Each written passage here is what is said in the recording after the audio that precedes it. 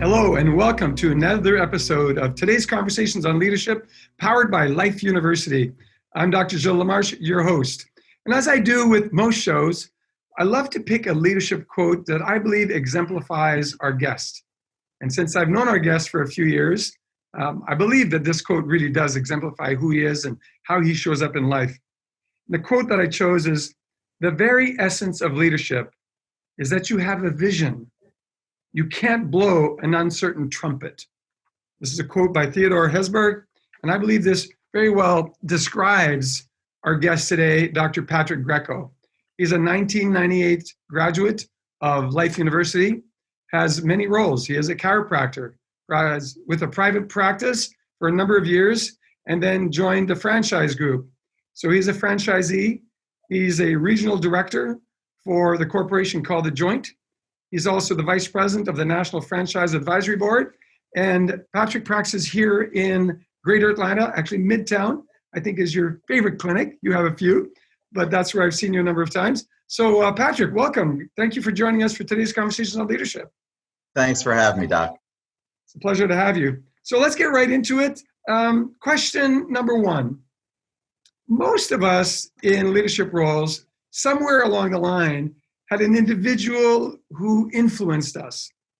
Can you name a person or people that have had a tremendous impact on your life as a leader, maybe someone that you've had as a mentor, and how they've actually impacted you, how you listened to the advice they may have given you? But just give us our audience a general understanding of where you came from, how you came to these roles of being a great leader really across the nation.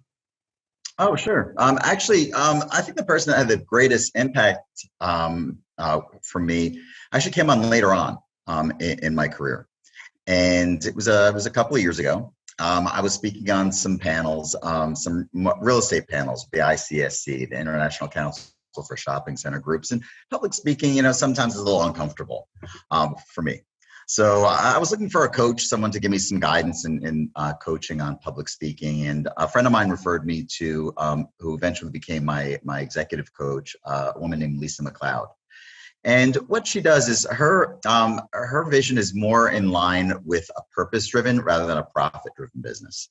And when I had my first introductory call with her, it really just kind of enlightened me, and it made me realize that what my focus was, and my focus was wrong. She asked me one simple question, and that question was, what is our mission? And I just replied to her very, brazen.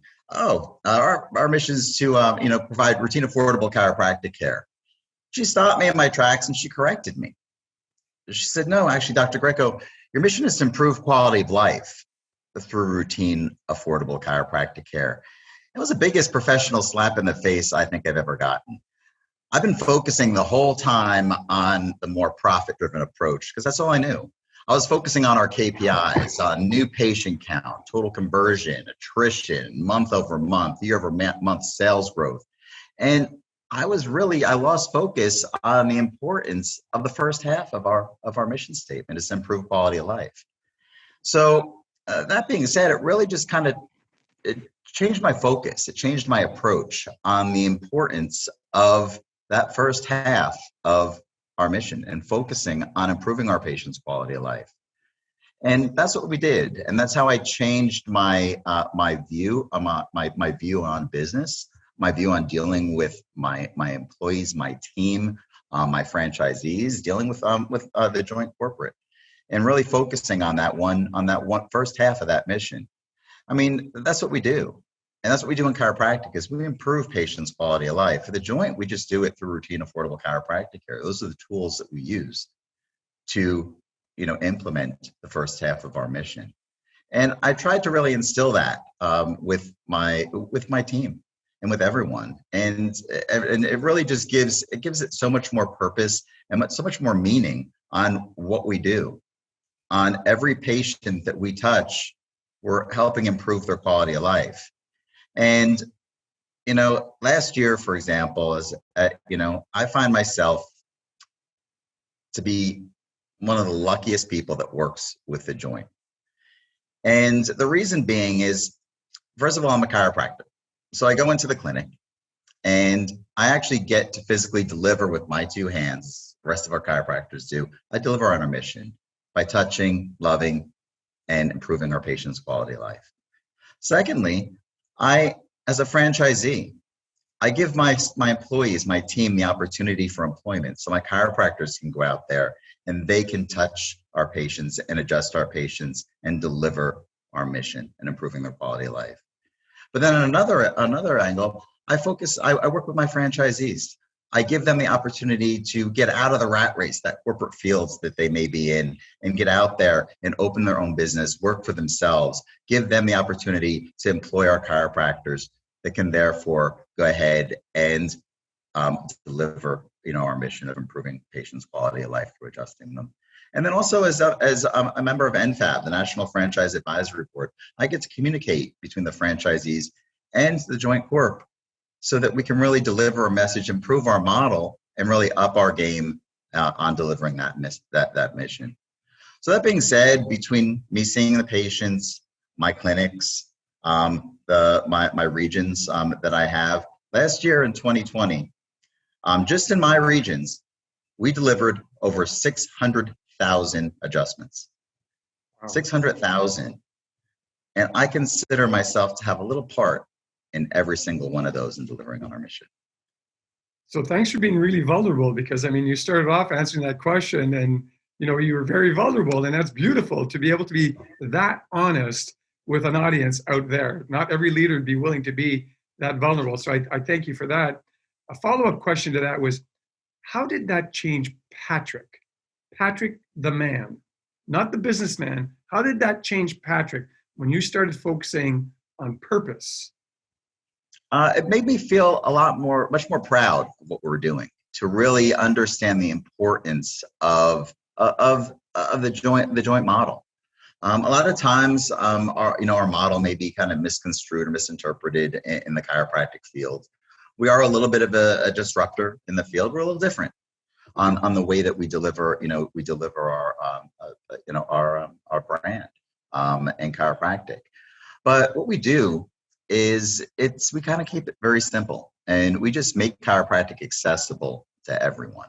And it made me really proud to be part of the brand. That's how it personally and professionally gave me a lot more meaning on what we do. That I walk around, and when I wear my Joint logoed shirt, I'm proud to wear it. And I'm proud to educate people, chiropractors, patients, prospective patients, on the importance of and the value of what we do and what we're offering the public, in our communities. Well, thank you for that. I've seen you grow. Obviously, you started off, like I said, in private practice. You decided to convert to becoming a franchisee of the Joint Corp. You then opened a number of practices. You now are developing territories. You're in at least what I know, I think either 4 or 5 states currently. So your organization, not just the Joint Corp, but your organization, the one that you manage, has grown tremendously in the past few years. And when an organization grows like that, you have a tendency for the institution to sort of dampen the inspiration.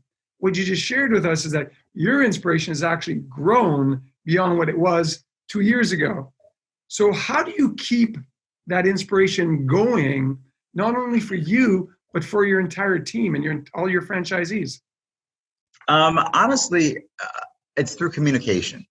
Communication is key. And what I've really come to learn is that when you start with any types of communication, start with a why. It gives it a lot more meaning to that message, and that message is delivered a lot more effectively and efficiently. People want to understand. They want to understand why they're doing it. It doesn't make it. It makes it a lot less transactional. Once they understand that, they're really able to really kind of embrace the task at hand. And after that, the what, the when, and the how just becomes seamless. So really is what it is communication is key. Agree. One of my greatest, I guess, discoveries in the books that I read is a book by Simon Sinek called Start With Why. So for our audience, if you have not read the book by Simon Sinek, Start With Why, I highly recommend that you read that book. It gives a greater and a much deeper meaning to why you would wake up every single day, is understanding that why. So thanks again, Patrick, for sharing that. And my third question for you is, where do the great ideas from your organization come from? I mean, your organization has grown and grown and grown. Corporate has grown, but you personally and your organization in Georgia, Alabama, Louisiana, Mississippi, I mean, you have grown. And obviously there are ideas that come from somewhere that allow you to continue to deliver a good quality product. Where do those ideas come from in your organization? Honestly, the best ideas come from within. And Peter Holt, our CEO, to quote him, he says that franchising is the sharing of mistakes, and that's really what we do. Is we're right now we're a company, we're an organization with over 600 clinics. So there's lots of mistakes being made, and I love mistakes. Mistakes are the best thing out there. They're the best learning tools possible. You make those mistakes, you accept that you made those mistakes, you focus on changing those mistakes, and then you improve the business. Mistakes make the best practices that we can share as a unit throughout our entire system. So that's what we're doing. We're not just a one-off. We're not just one clinic. We're a group. We're a system of over 600 clinics, and we are constantly improving just by making mistakes, learning from those mistakes, and growing from them.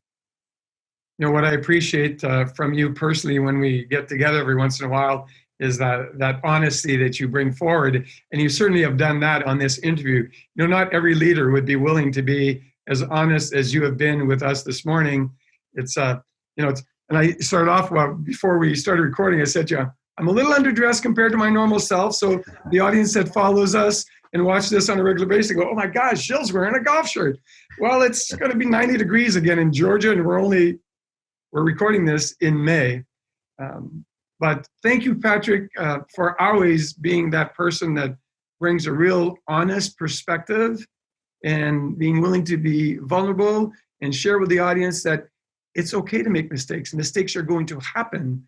And the best learning curve is to be conscious, look at the mistake and say, okay, what could we do better? Because I believe that all of us could improve at any one time. So any closing comments for our guests on today's conversation on leadership, Dr. Greco?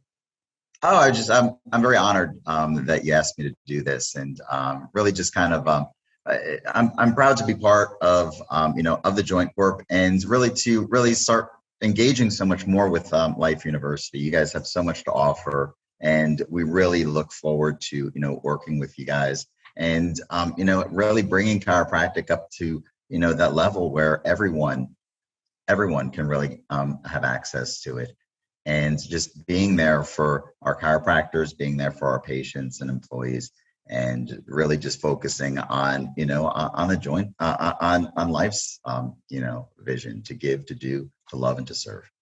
Well, thank you very much for that. Yesterday I had the privilege and honor of being the guest speaker for a group of women called Diversity Women. They have a Wellness Wednesday once a month. And I shared with them the chiropractic paradigm.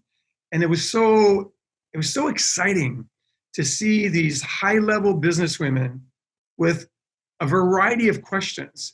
And what it led me to understand, something that I've known for many, many years, is that most people out there don't really understand what chiropractic can bring to their life. So thank you for being a mentor to many. Thank you for being a shining light to many. And thank you for continuing to be fully engaged in getting the chiropractic message to the people. I can tell you that I personally appreciate you, and we at Life University appreciate you as well. We're very proud of you to be a Life University alumnus. So thanks. Have a wonderful day. Thanks, Doc. Have a great weekend. Thank you.